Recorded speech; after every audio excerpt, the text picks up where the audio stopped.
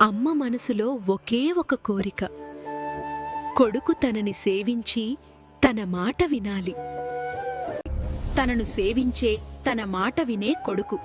తన దివ్యశక్తితో ఆ బాలుడే లోకాలకు మంగళకారకుడైన గణేశుడు.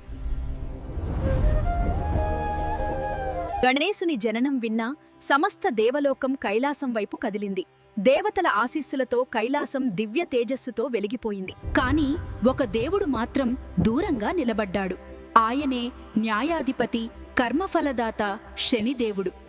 శనిదేవా, నువ్వు నా బిడ్డను చూసి ఆశీర్వదించాలి. తల్లి ఆజ్ఞను కాదనలేక శనిదేవుడు క్షణమాత్రం గణేశుడి వైపు చూశాడు. అంతే, విధి తన పని మొదలుపెట్టింది. ఆ చూపు పడిన క్షణం గణేశుడి తల శరీరం నుండి వేరు చేయబడింది.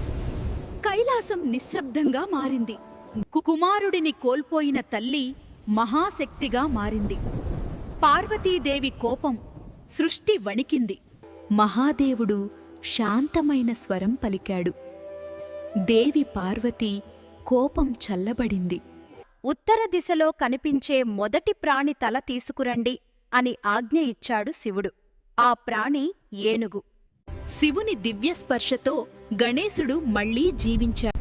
ఏనుగు తలతో విఘ్నేశ్వరుడిగా అవతరించాడు. నీవు శిక్షకుడు కాదు, కర్మను న్యాయంగా అందించే దేవుడు. ఈ కథ మనకు నేర్పేది ఒక్కటే: కర్మ తప్పదు. శనిదేవుడు శత్రువు కాదు, మన కర్మల ప్రతిబింబం.